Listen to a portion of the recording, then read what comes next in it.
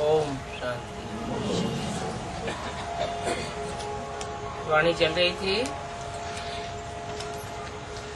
19 जुलाई सन 1968। दूसरे पेज के मध्यार्ध में बात चल रही थी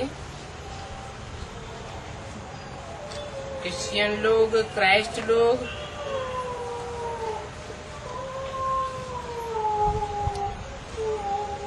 बौद्धी लोग क्राइस्ट और बुद्ध को, नानक वाले नानक को मानते हैं और उन्हों के ही दरबार में जावेंगे। तो उससे मालूम पड़ जाता है ये किस धर्म का है।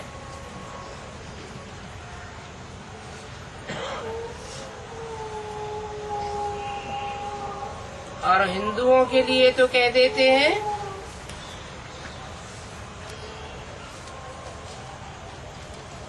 कि इनका कोई पक्का धर्म पिता है ही नहीं। हिंदुस्तान के नाम पर हिंदू धर्म रख दिया है।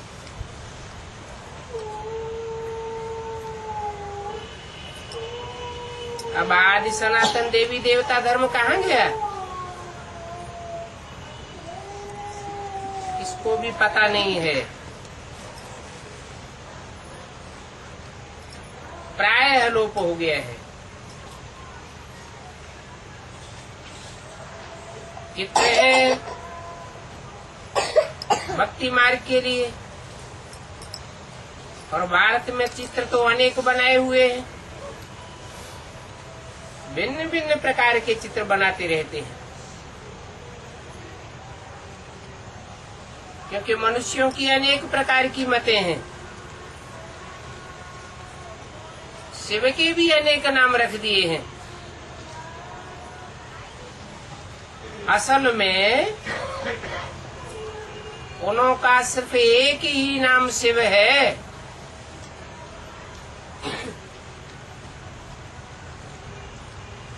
ऐसे भी नहीं, उन्होंने पुनर्जन्म लिया है।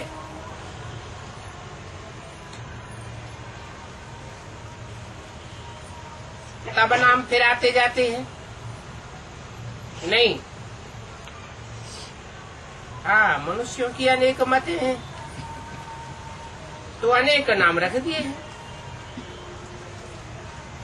श्रीनाथ द्वारे में जाओ, वहां भी बैठे तो वो लक्ष्मी नारायण है। फिर दूसरी जगह में जाओ तो कहेंगे ये लक्ष्मी नारायण का मंदिर है।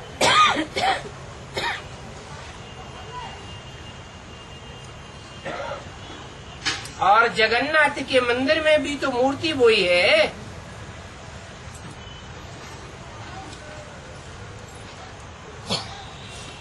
फिर ये नाम भिन्न भिन्न क्यों रख दिए हैं? नाम का आधार क्या होता है? नाम का आधार होता है काम, और काम करने वाली, कर्तव्य करने वाली आत्मा ही होती है। तो नाम रख दिए हैं श्रीनाथ, श्रेष्ठ कर्म करने वालों का नाथ। फिर नाम रख दिया है जगन्नाथ, सारे जगत का, अर्थात 500-700 करोड़ का नाथ। अब 500-700 करोड़ की जनसंख्या में कोई सब श्री थोड़े ही होंगे। श्रेष्ठ आत्माएं भी होती हैं और भ्रष्ट आत्माएं भी होती हैं। तो नाम रख दिया है जगन्नाथ।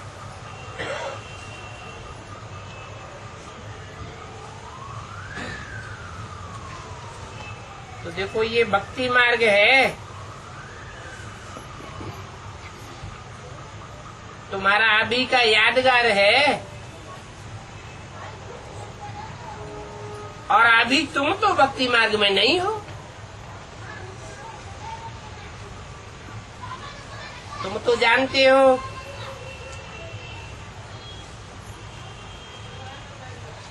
कि एक ही शरीर में श्रीनाथ और एक ही शरीर में जगन्नाथ और एक ही शरीर में शिव पाठ बजाता है।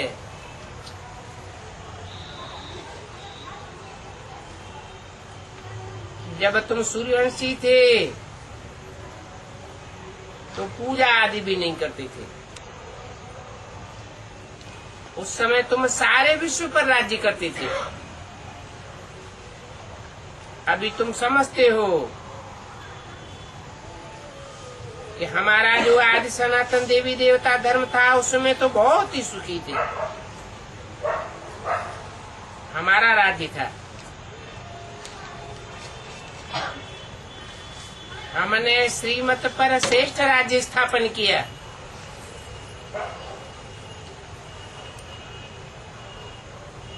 श्रेष्ठ थे श्रेष्ठ, ब्रह्मा विष्णु शंकर को नहीं कहेंगे, वो भी देवताएं हैं।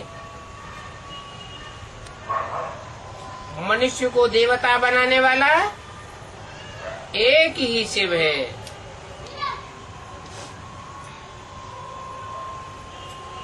वो ही कल्याणकारी है। सुख का सागर है तो सुखधाम ही रचते हैं। उस धाम को सुखधाम कहा जाता है।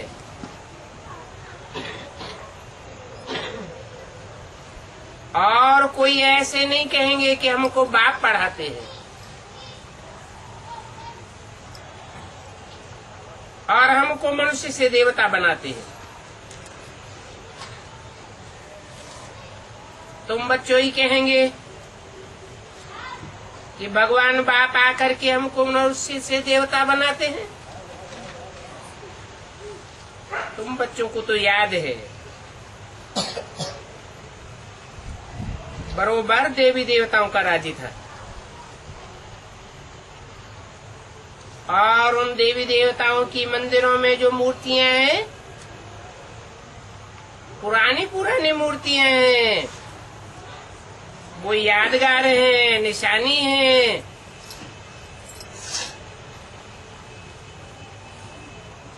उन देवताओं का ही राज्य था। जब देवताओं का राज्य था तो वहाँ संगठन रूपी किले आदि भी कोई होते नहीं थे। किला बनाने की दरकार ही नहीं थी। वहाँ तो सेफ्टी ही सेफ्टी है। यहाँ किले आदि बनाते हैं सेफ्टी के लिए। इन देवताओं के राज्य में किले आदि थे ही नहीं। वहाँ दूसरा कोई चढ़ाई करने वाला होता ही नहीं है, तो किले आदि बनाने की भी दरकार नहीं। अभी तुम तो समझते हो कि हमें एक ही देवी देवता सनातन धर्म में ट्रांसफर हो रहे हैं। 84 जन्मों के बाद फिर पहला नंबर देवी देवता जन्म में जावेंगे। इसके लिए ही तुम ये पढ़ाई पढ़ते हो और तुम पढ़ाई पढ़ते ही हो राजाई के लिए। तुम्हारी पढ़ाई का नाम ही है राजयोग। तो जरूर भविष्य में राजा बनेंगे। राजाओं का राजा बनेंगे।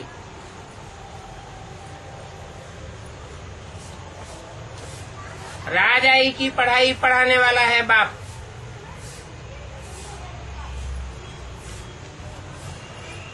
और तो कोई एक ये जब पढ़ाई पढ़ाता ही नहीं। और जो पढ़ाई पढ़ाते हैं एक जन्म के लिए पढ़ावेंगे। तुम तो जन्म जन्मांतर राजाएं बनते हो। भगवान वाच, मैं तुमको राजाओं का राजा बनाता हूं।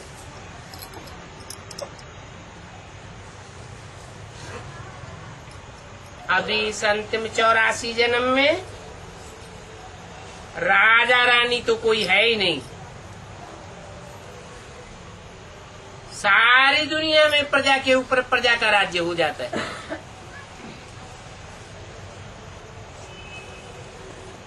घोर अंधियारा लगा पड़ा है।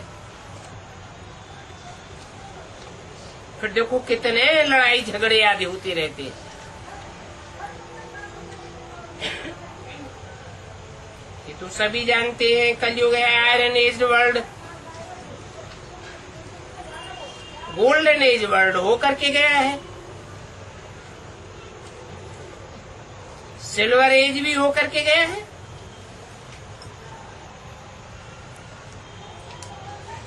फिर तुम कहेंगे हम भी आयरन एज में थे, अभी फिर हम पुरुषोत्तम संगम युग पर खड़े हुए हैं,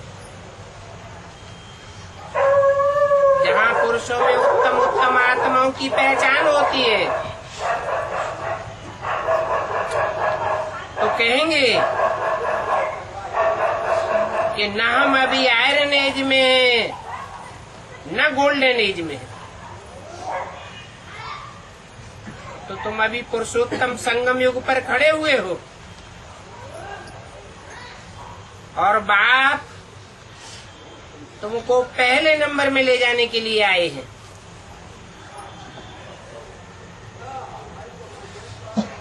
ऐसे तो सभी का कल्याण करते हैं, परंतु भारतवासियों का खास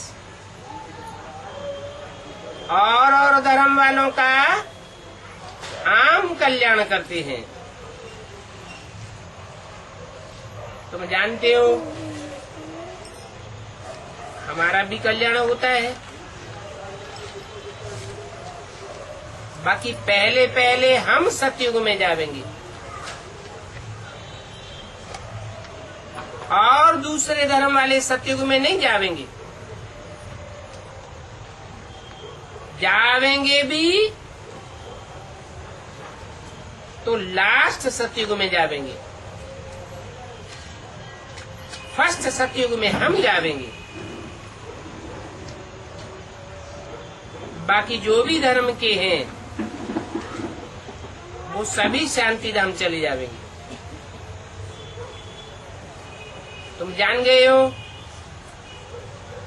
कि बौद्धिक क्रिश्चियन आदि तो सतयुग में नहीं आवेंगे।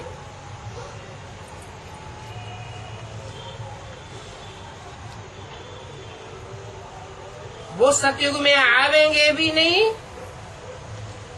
तो यहाँ आकर के सत्ययुग की पढ़ाई भी नहीं पढ़ेंगे। सच्चखंड की पढ़ाई उनको पढ़नी ही नहीं है। तुम तो देवी देवता धर्म के हो, तो तुमको ये सारा सृष्टि चक्र का राज समझाया जाता है। फिर बाप कहते हैं अभी सभी को पवित्र बनना है। चाहे पहले पहले धर्म में आने वाला हो और चाहे दूसरे धर्म में आने वाला हो, पवित्र तो सबको बनना पड़ेगा।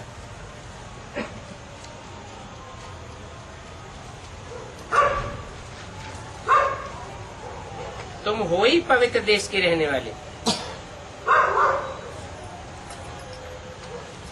इसको मुक्ति धाम, शांति धाम, निर्वाण धाम कहा जाता है।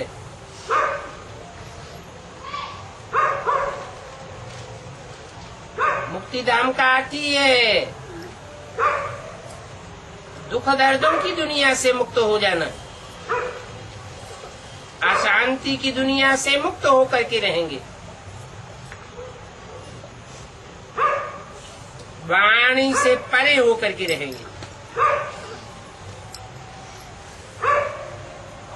वहां सिर्फ आत्माएं रहती हैं।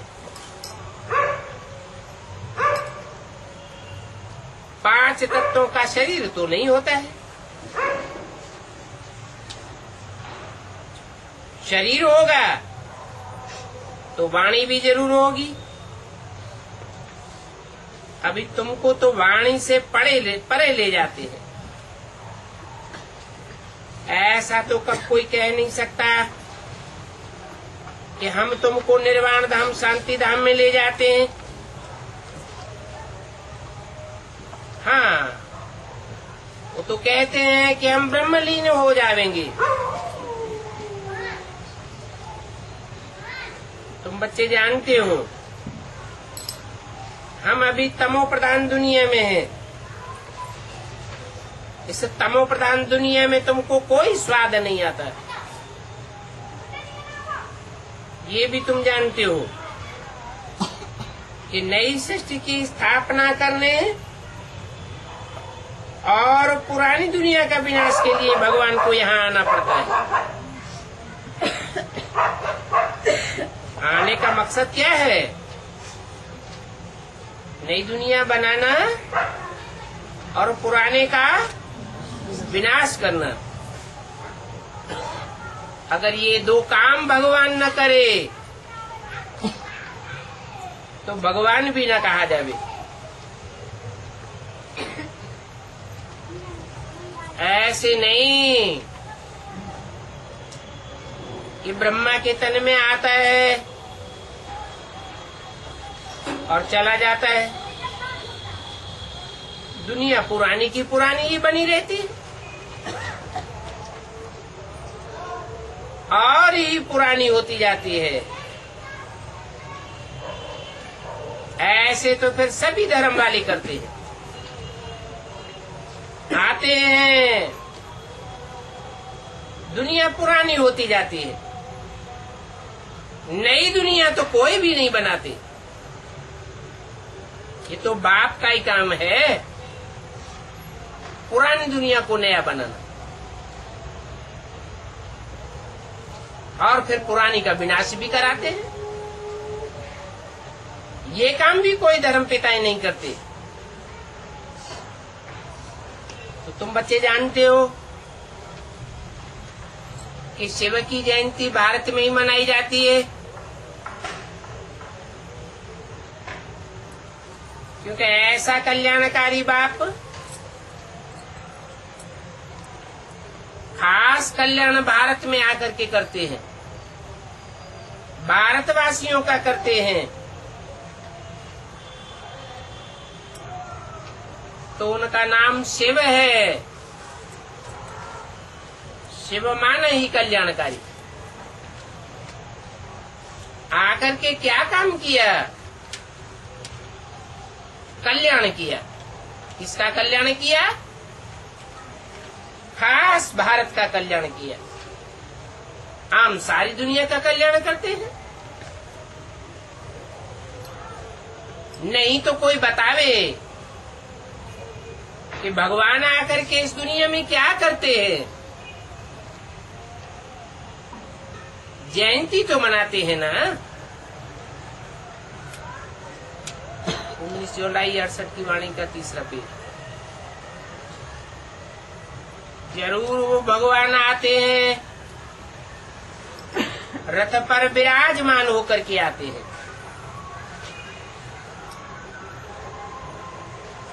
उस रथ की यादगार उन्होंने फिर घोड़ा गाड़ी दिखाई दी।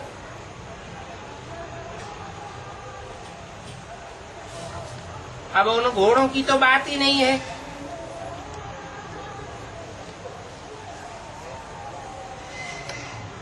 जानवर घोड़ों की बात नहीं है, ये तो इंद्रियों की बात है। इंद्रियां जानवर जैसा आचरण करने लग पड़ती है।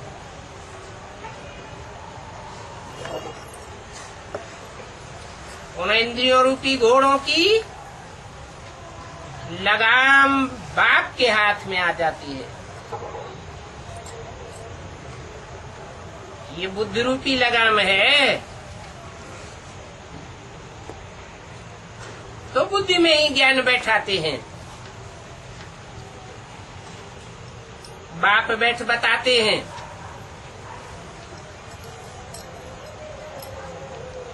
कि मैं किस रथ पर सवार होता हूँ।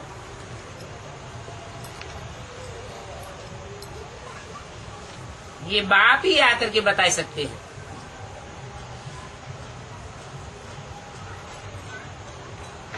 बल ब्रह्मा के तन में वाणी चलाते हैं, परंतु ब्रह्मा तो जानते नहीं कि बाप बाप बनकर किस रथ पर आता है। इसलिए कहते हैं कि मैं खुद ही आकर के अपना परिचय देता हूँ। मेरा परिचय मेरे सिवाय और कोई नहीं दे सकता, और अपने बच्चों को ही अपना परिचय देता हूँ। फिर ये ज्ञान प्रायः लोप हो जाता है।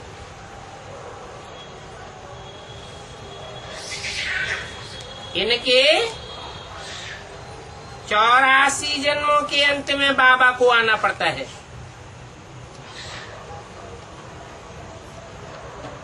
क्या कहा? 84वें जन्म में आना पड़ता है, ये नहीं कहा। क्या कहा? 84 जन्मों के अंत में। कहते हैं अंत के भी अंत के जन्म में आता हूँ।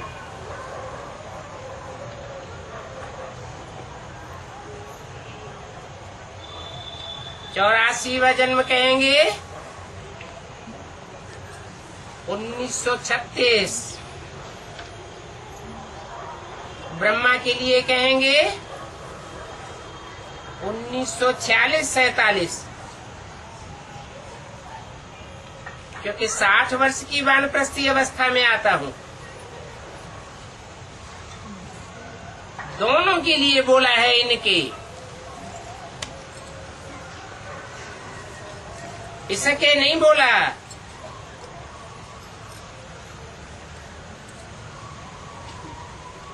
और 84वां जन्म का आदि भी नहीं बोला कि बचपन में आता हूँ। नहीं, वानप्रस्थ अवस्था में आता हूँ।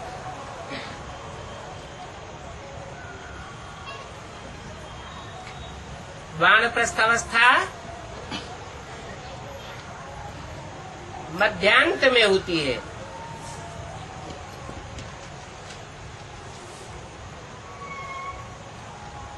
और अंत कहेंगे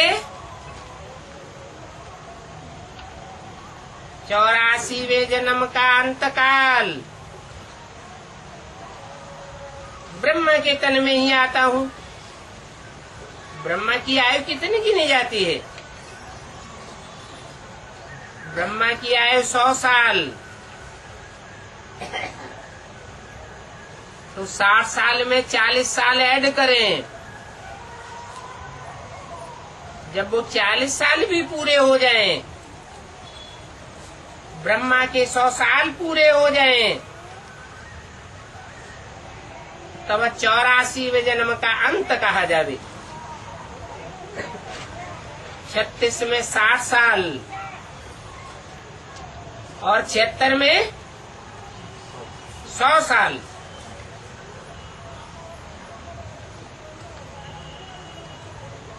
तो ब्राह्मणों की दुनिया में सन 76 को बाप दादा ने बाप का प्रत्यक्षता वर्ष घोषित किया।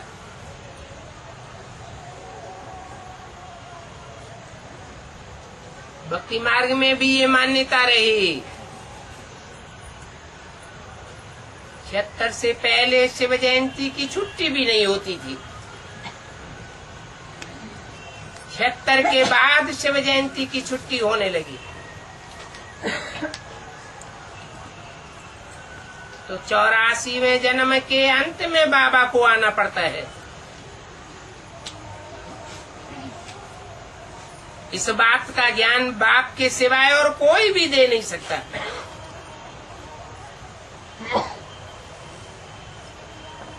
बल ब्रह्मा के तन से मुरली तो चलती है, परंतु ये ज्ञान की बात कोई की बुद्धि में नहीं बैठ सकती। तो बाप कहते हैं मैं जो कुछ सुनाता हूं वो है गीता ज्ञान अमृत, बाकी सभी शास्त्र है भक्ति मार्ग के।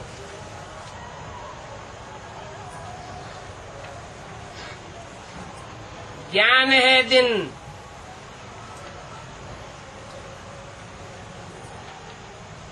दिन में सोधरा होता है, सब समझ में आता है, देखने में आता है प्रैक्टिकल। अंधेरे में तो सोजरा नहीं कहेंगे। तो भक्ति है रात, वो शास्त्र चाहे वेदवाणी ही क्यों न हो, अगर वो वेदवाणी के छंद समझ में नहीं आते, उनका अर्थ आगा पीछा बुद्धि में नहीं बैठता है, तो ज्ञान मार्ग कहेंगे या भक्ति मार्ग कहेंगे? ज्ञान में नहीं समझ तो कहेंगे वेदों को भी भक्ति मार्ग के शास्त्र हैं। तो और शास्त्रों की तो बात ही नहीं। फिर ये भी मान्यता है भक्ति मार्ग में कि वेद ब्रह्मा के मुख से निकले। अब हम तो जानते हैं कि ब्रह्मा के मुख से गीता ज्ञान निकलता है, जिसे मुरली कहा जाता है, परंतु उसका अर्थ तो नहीं समझ में आया। तो जब तक बात बुद्धि में न बैठे तब तक प्रैक्टिकल व्यवहार में कैसे लाई जा सकती है? नई दुनिया का नया संगठन बन नहीं सकता, पुरानी दुनिया का विनाश भी हो नहीं सकता।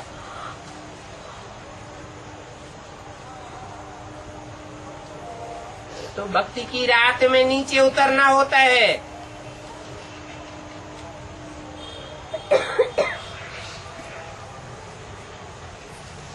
नीचे उतरते ही रहते हैं। हाँ, भक्ति का शोर शराबा बहुत होता है। कितनी प्रदर्शनी करते हैं, कितना कुंभ का मेला लगता है।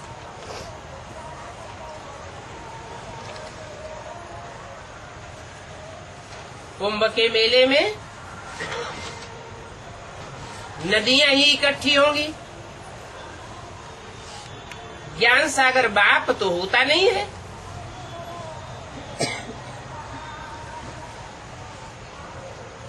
उस कुंभ के मेले में ऐसे कोई नहीं कहता कि अभी तुमको पवित्र बन करके नई दुनिया में जाना है। ये बात बाप के सिवाय कोई कह नहीं सकता। बाबा ही बतलाते हैं। इस शरीर में रहते रहते तुमको ये राजयोग की पढ़ाई पढ़ते पढ़ते पुरानी दुनिया को छोड़ नई दुनिया में जाना है। अभी तो संगम युग है, अभी नई दुनिया भी नहीं है। बाकी पुरानी दुनिया का किनारा बुद्धि से तुमने छोड़ दिया है। तुमको पढ़ाई भी मिलती है, जो पढ़ाई कल्प पहले भी तुमको मिली थी, मनुष्य से देवता बनने के लिए। गायन भी है, मानुष्य देवता किए करतन लागी बार। जरूर बाप ही बनावेंगे। बनाने वाला रचयिता बाप ही होता है। बाप पहले किसकी रचना करता है? बच्चों की रचना करता है, बच्चियों की करता है, या माँ की रचना करता है? पहले माँ की रचना करता है। तो ब्रह्मा रूपी बड़ी माँ को पहले पहले अपना परिचय होना चाहिए।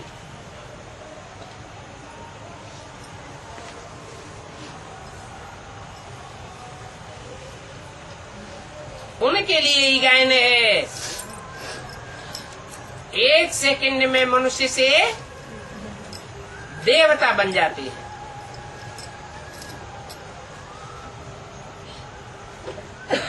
ब्रह्मा से विष्णु बन जाते हैं। तो जरूर आप ही बनावेंगे। तुम जानते हो, पहले हम अपवित्र ग्रस्त धर्म वाले थे।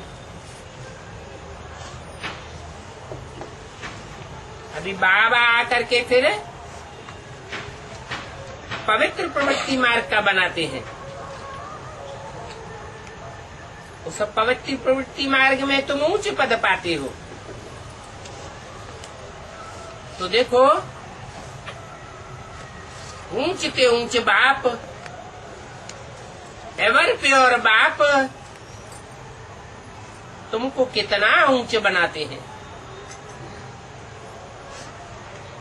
बाप की है ही श्रीमत, अर्थात श्रेष्ठ ते श्रेष्ठ मत।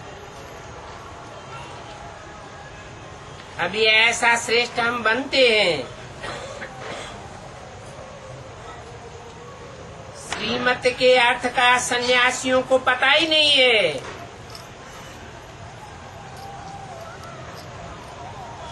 वो तो श्री कृष्ण को श्रेष्ठ समझ लेते हैं।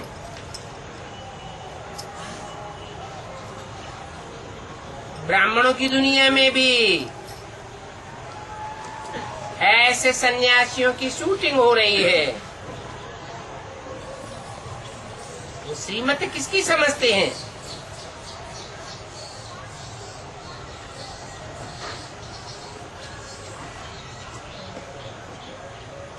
श्री कृष्ण उर्फ ब्रह्मा की श्रीमत समझते हैं।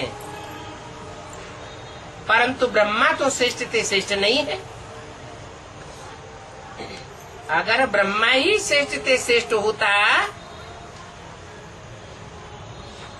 तो तीन लोकों के चित्र में तीन सूक्ष्म वतन के हिसाब से ब्रह्मा को नीचे तबक्के में क्यों दिखाया गया?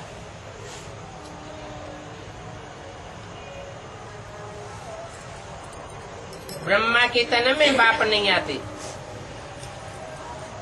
हाँ, माँ का पाठ चलता है।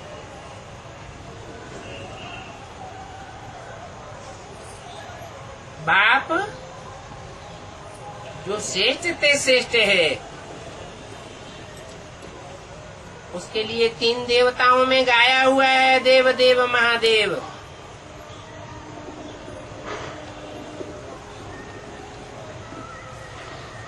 वो श्रेष्ठ ते श्रेष्ठ पाठधारी है।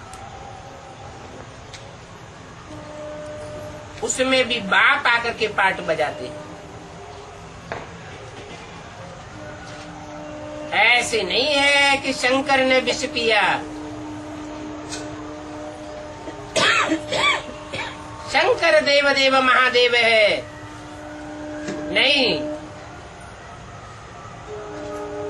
वो भी बाप का काम है। एक शिव बाबा ही श्रेष्ठ बनाने वाला है।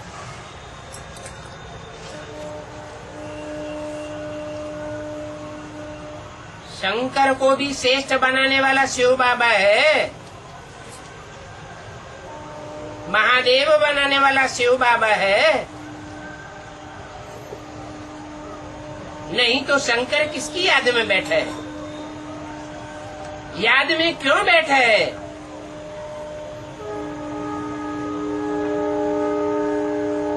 याद से पाप भस्म होते हैं। पतित को पापी कहा जाता है। भगवान बाप ही पतितों को पावन बनाने वाला है। इसलिए उनका ही श्री श्री का टाइटल है।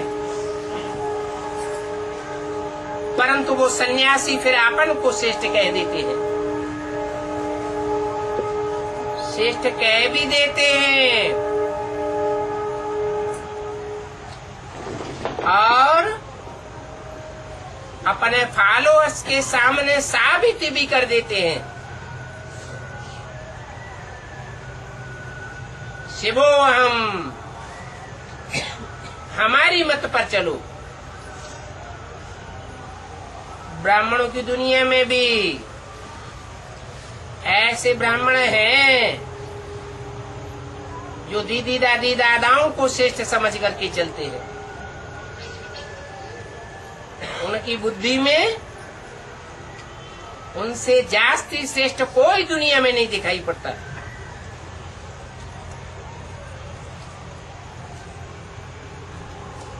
परंतु उन सन्यासियों की तो माला नहीं है। माला तो तुम श्रेष्ठ ते श्रेष्ठ देवी देवता बनने वालों की माला है।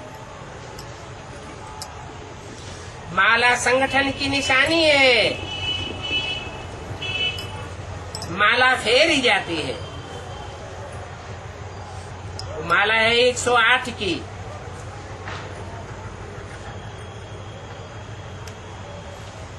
बाप ने 108 की माला बनाई है और उन सन्यासियों ने कितने की बनाई है? 16,108 की बनाई है।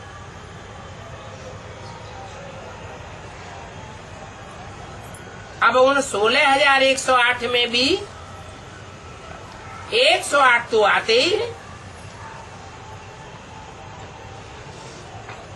4 जोड़ी और 1 बाप।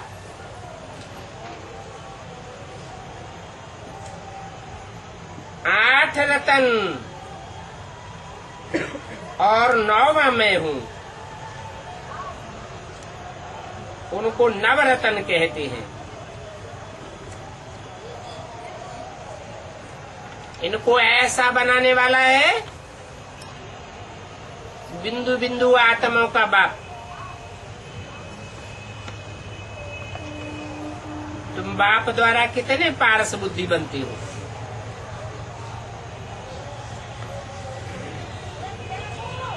रंगून में एक तालाब भी है।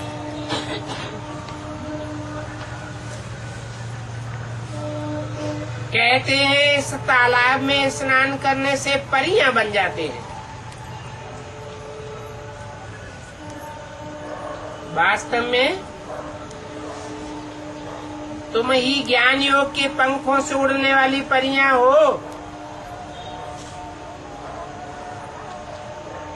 और तुम ये ज्ञान स्नान करती हो जिससे तुम देवी देवता बन जाते हो। बाकी तो सब भक्ति मार्ग की बातें हैं कि तालाब में स्नान करने से, पानी में स्नान करने से कोई परियां बन जाते हैं। बाप समझाते हैं ये तो हो भी नहीं सकता है कि पानी में स्नान करने से परी बन जावे। पानी को मंथन करने से जैसे मक्खन नहीं निकलता, ऐसे ही पानी के तालाब में स्नान करने से कोई परी नहीं बनती है। हाँ, दूध को मंथन करने से मक्खन निकलता है। तो बाप आकर के ज्ञान अमृत देते हैं, अमृत मंथन से निकलता है। शास्त्रों में इस विचार सागर मंथन का गायन है। बाकी वो तो सभी भक्ति मार्ग की बातें हैं कि सागर मंथन हुआ,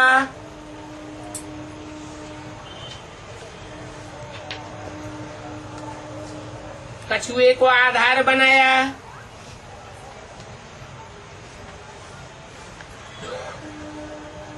मंदराचल पर्वत की रई बनाई, मथानी बनाई।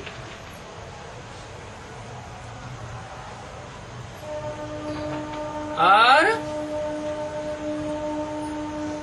सर्प को रस्सी बनाया, फिर रस्सा कसी हुई। रस्सा कसी होती है ना, एक तरफ से एक पार्टी खींचती है, फिर दूसरी तरफ से दूसरी पार्टी खींचती है। वास्तव में विष्णु है कछुआ का पार्ट, मंदराचल पर्वत है मंद बुद्धि बने रहने वाले का पार्ट, जिसके तन से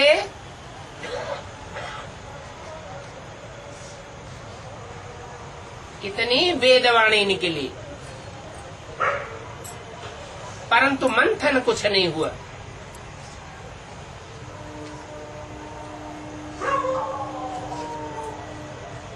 मंद बुद्धि ही रहती है।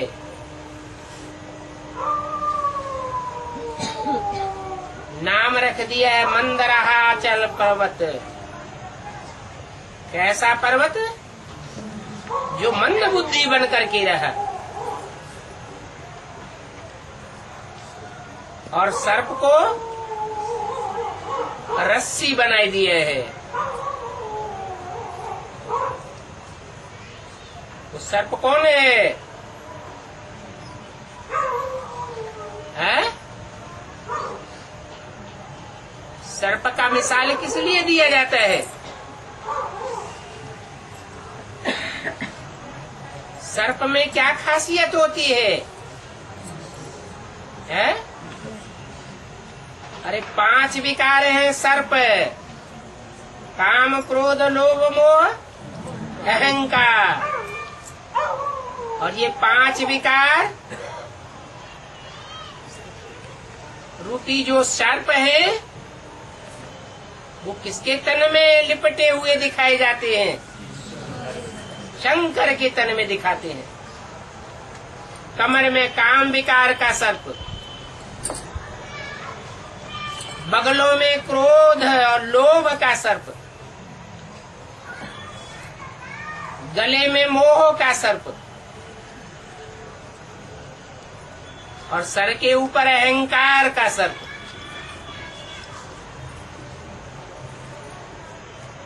तो शंकर को विकारी कहे या निर्विकारी कहें? क्या कहें? है? क्या कहें? विकारी कहें। मुरली में तो बोला है कि शंकर तो फरिश्ता है,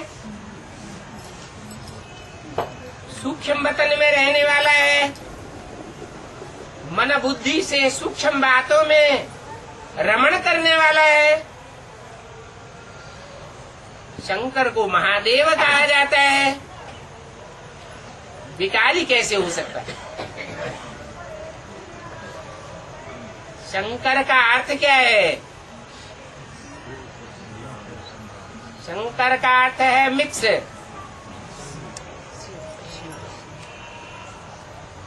तो शंकर विकारी नहीं है।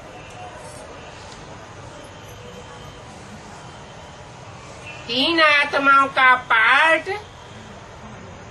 जिस तनधारी में चलता है वो प्रजापिता है, पतित तन। बड़े ते बड़े कामी कांटे में आकर के उसको बड़े ते बड़ा फूल बनाता हूँ। इसलिए कमल फूल यादगार है। कमल फूल को फूलों का राजा कहा जाता है।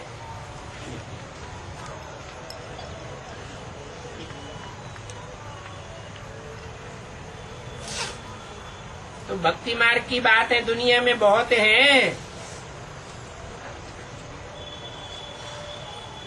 बाप समझाते हैं,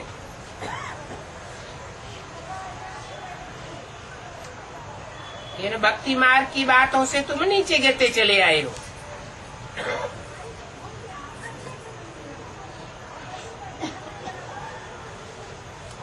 क्या क्या बातें बनाई दी है। दिखाते हैं कि कैलाश पर्वत पर अमरनाथ ने पार्वती को कथा सुनाई।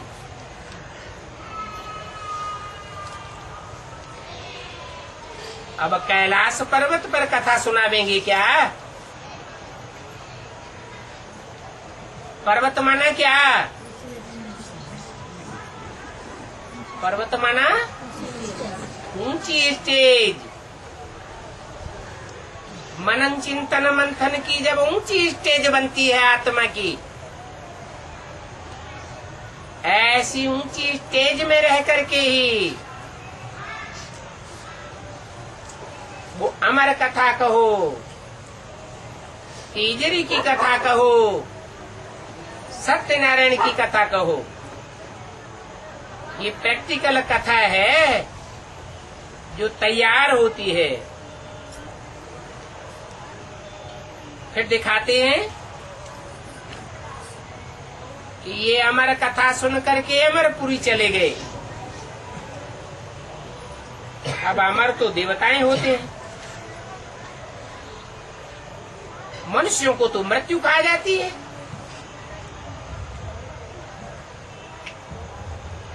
देवताओं की अकाले मौत कभी होती नहीं है। इच्छा मृत्यु को मृत्यु नहीं कहा जाता है। तो देखो शास्त्रों में क्या क्या लिख दिया है, कुछ भी समझते नहीं है। अभी तुम सब पार्वतियां हो, कहीं कथा सुनते सुनते सो नहीं जाना, अज्ञान की नींद में नहीं चले जाना।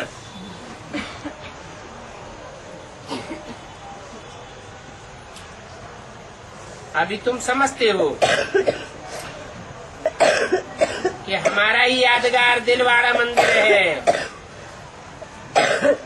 और हमारा ही यादगार गुरशिखर है।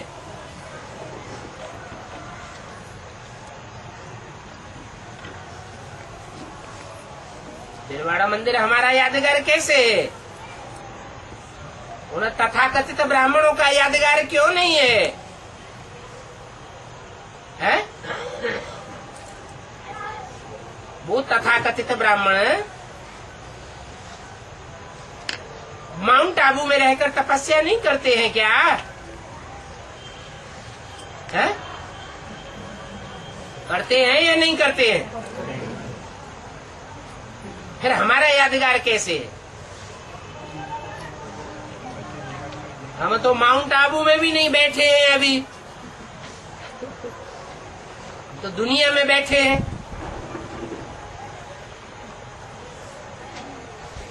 मुरली में बोला है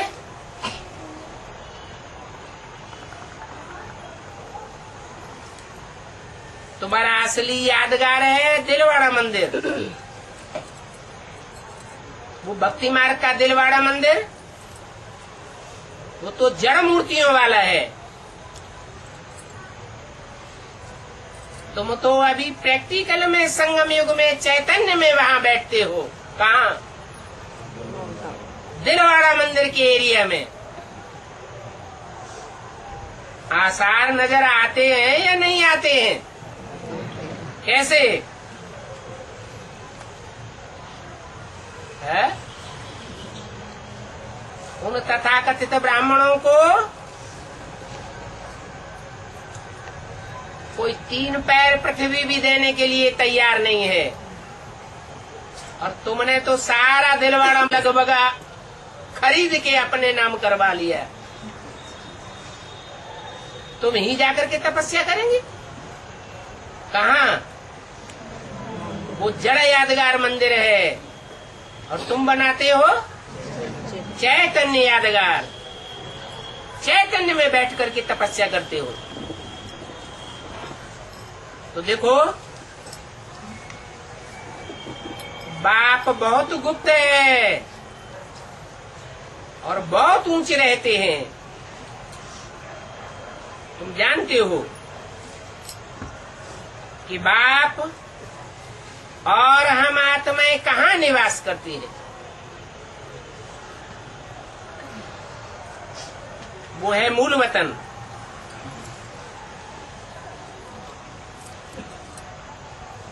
तुम जानते हो सूक्ष्म वतन तो सिर्फ साक्षात्कार मात्र है। वहां सूक्ष्म वतन में कोई दुनिया नहीं होती है। सूक्ष्म वतन के लिए ऐसे नहीं कहेंगे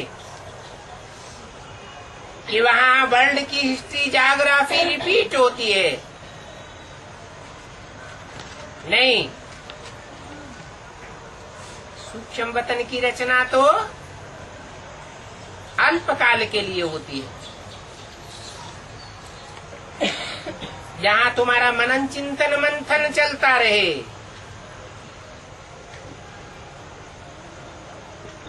मूल वतन के लिए भी नहीं कहेंगे कि हिस्ट्री रिपीट।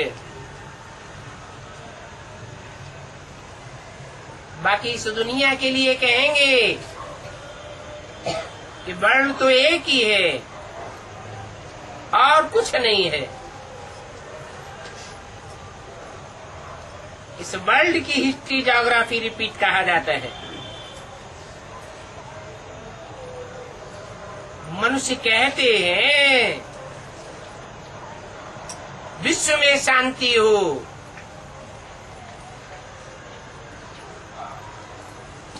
वो प्रवचन देते हैं तो भी नारा लगवाते हैं विश्व में शांति हो,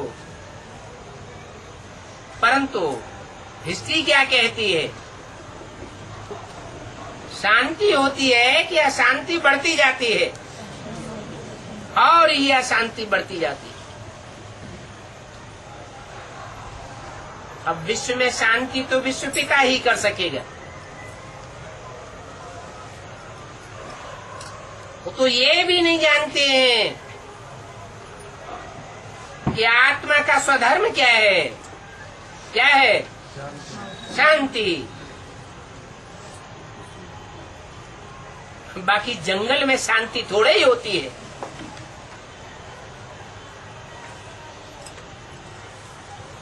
शांति तो गले का हार है। कैसे? जब आत्मिक स्थिति में बैठ जाए तो शांति है, और जब देवान की स्थिति में होते हैं तो आत्मा अशांत हो जाती है। तुम बच्चों को तो सुख शांति सभी कुछ मिल जाता है। पहले शांति धाम में जाकर के फिर सुख धाम में आवेंगे।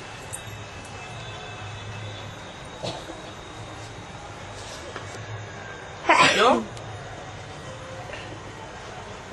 पहले सुख धाम क्यों नहीं? पहले शांति धाम में क्यों जावेंगे?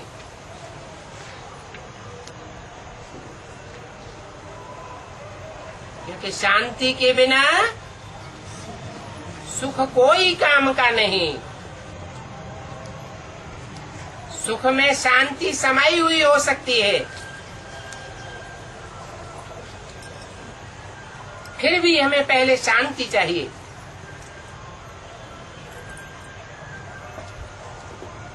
जैसे शरीर में बुखार आ जाता है, सारा शरीर तिलमिलाता है, अशांत हो जाता है। कोई दुखी देख करके रसगुल्ले सामने ले आए तो खाएंगे? क्यों है? अरे रसगुल्ले खा करके खुश हो जाना चाहिए, खाने की इच्छा ही नहीं होगी। पहले आत्मा वो दर्द से, वो दुख से, वो तिलमिलाहट से, अशांति से शांत होना चाहेगी। जब बुखार उतर जाता है तो शरीर में शांति आ जाती है, फिर बाद में भूख लगती है, खान पान चलता है। तो पहले शांति और फिर सुख मिलना चाहिए।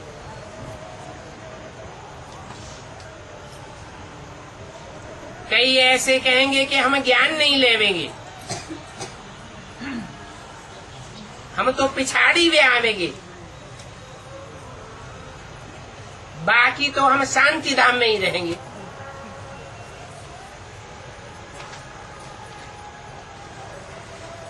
कहेंगे ये तो बहुत अच्छा है कि हम शांति में ही पड़े रहें, बहुत समय मुक्ति में रहेंगे। यहाँ इस दुनिया में हम आकर के 1-2 जन्म ज्यादा से ज्यादा लेंगे, इससे जास्ती जन्म हमें नहीं चाहिए। अरे वो क्या हुआ? जैसे मच्छर निकलते हैं और मर जाते हैं, एक ही रात में बरसात होती है तो कितने पतंगे निकलते हैं और सवेरे को मर जाते हैं। ये भी कोई जिंदगी हुई? जीना है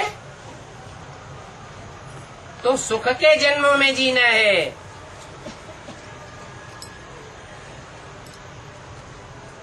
भले फिर बाद में दुख मिले। सुख और दुख दोनों से ही क्रास आत्मा करे। अगर जीवन में दुख नहीं मिलता है तो सुख की भी कोई वैल्यू नहीं होती है। जो व्यक्ति जीवन भर सुख ही सुख में रहा हो,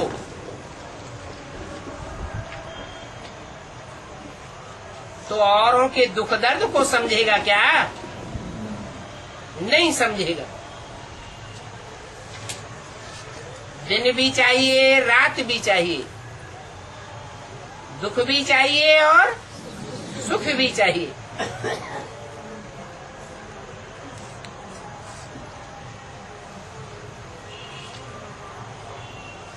तो मच्छरों जैसी जिंदगी हमको नहीं चाहिए। रात को कितने ढेर मच्छर निकलते हैं, पतंगे निकलते हैं, उड़ते हैं, फिर सुबह को देखो तो खलास।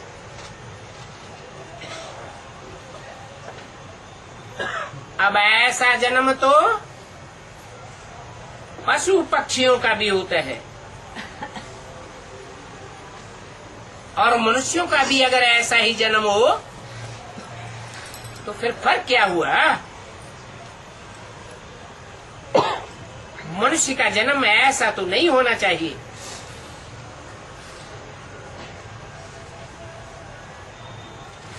षष्ठ रूपी रंगमंच पर जिनके कम जन्म होते हैं, वो कम जन्म लेने वाली आत्माएं देवता नहीं बन सकती। एक दो जन्म लेने वालों को इस दुनिया में क्या सुख मिलेगा? थोड़ी सी बढ़ाई पावेंगे बस, जैसे मच्छर। ये हुआ एक जन्म लेना। उस आत्मा के पार्ट को तो कहेंगे ये कोई काम का पार्ट नहीं।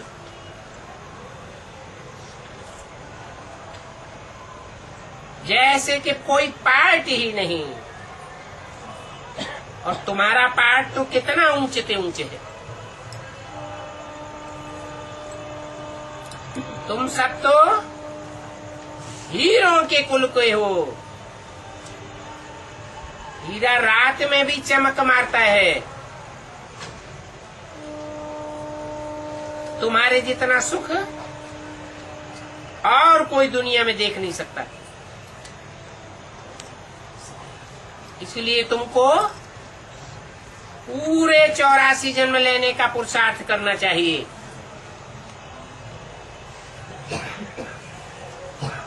पुरुषार्थ करते भी हैं। कल पहले भी तुमने पुरुषार्थ किया था और अपने अपने पुरुषार्थ अनुसार प्रारब्ध पाई थी। पुरुषार्थ बगैर तो कोई अच्छी प्रारब्ध बना ही नहीं सकता। पुरुषार्थ जरूर करना है। क्या करना है? क्या अर्थ हुआ? पुरुषार्थ कहा, शरीरार्थ नहीं कहा, देहार्थ नहीं कहा। क्या मतलब हुआ? जो भी करे, पुरुष माने आत्मा, शरीर रूपी पुरी में शयन करने वाली आत्मा, आत्मा के लिए प्रयत्न करें, कार्य करें। देखें तो किसके लिए देखें? देह की तृप्ति के लिए, देह की इंद्रियों की तृप्ति के लिए देखें। सुने तो भी किसके लिए सुने? जो भी सुने, जो भी सुने, वो आत्मा के कल्याण के लिए सुने और सुने। जो भी देखें, किसके लिए देखें? आत्मा के कल्याण के लिए देखें। हाथों से जो भी काम करें या कोई भी इंद्रियों से कोई भी काम करें, इसलिए करें देह की तृप्ति के लिए, देह की इंद्रियों की तृप्ति के लिए, इसलिए करें आत्मा के कल्याण के लिए करें। तो पुरुषार्थ जरूर करना है। बाप कहते हैं ये पुरुषार्थ करने का भी ड्रामा बना हुआ है। हर एक का अपना अपना ड्रामा है। तुम्हारा भी पुरुषार्थ होता है ड्रामा के प्लान अनुसार। इससे ये नहीं समझना है कि ड्रामा प्लान अनुसार हमारा पुरुषार्थ अपने आप ही चल पड़ेगा।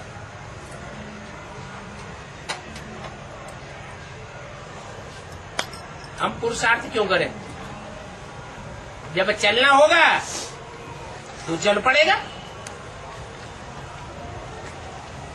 परंतु खाना खाने के लिए तो कभी ऐसे नहीं सोचते। चौकड़ी मार के किचन में जाके बैठ जावेंगे।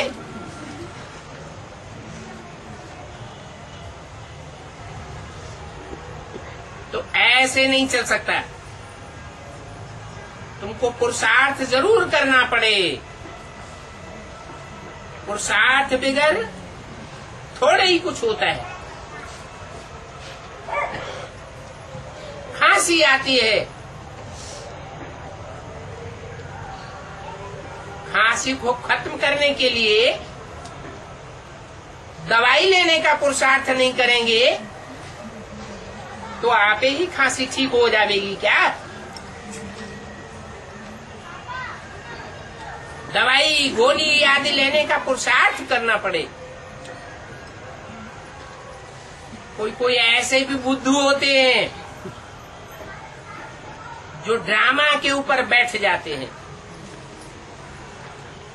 जो ड्रामा में होगा सो देखा जाएगा। ऐसा उल्टा ज्ञान बुद्धि में नहीं बैठाना है। ये भी माया बिगड़ डालती है। बच्चे पढ़ाई को छोड़ देते हैं, इसको कहा जाता है माया से हार।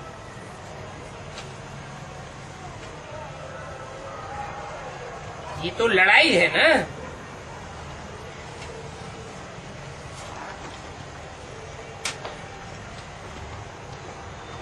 और बड़ी जबरदस्त लड़ाई है। इसलिए गाया जाता है, पुरुषार्थी रूपी महारथी गज को माया ग्रह ने हप कर लिया।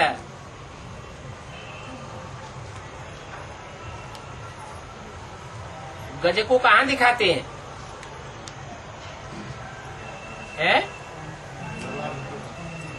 पानी में। और ग्रह को कहाँ दिखाते हैं? वो भी पानी में। जो माया रूपी ग्रह है वो सदैव पानी में रहता है, कभी थोड़े समय के लिए बाहर आता है। और गज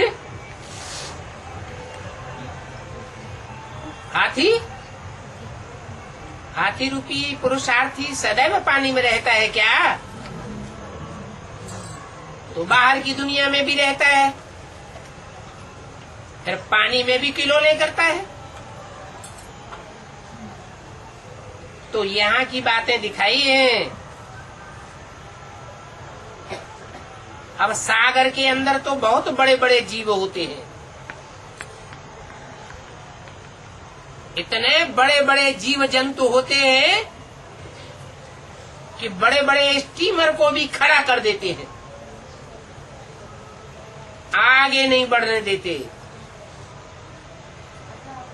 बहुत ताकत वाले जंतु होते हैं। अब तुम जानते हो कि सतयुग में तो ये स्टीमर आदि होते ही नहीं है। सतयुग में इनकी दरकार ही नहीं।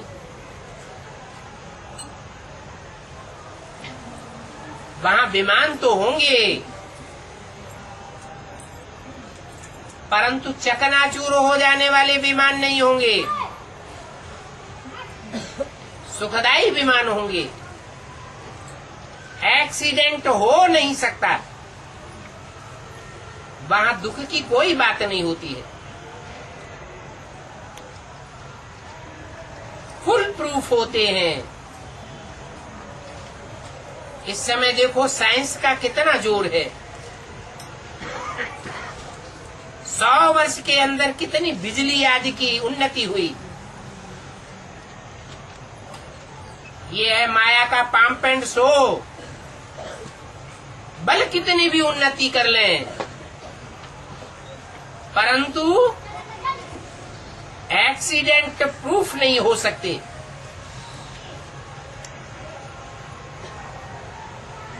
सतयुग में तो बात ही दूसरी होती है। अच्छा, ओम शांति।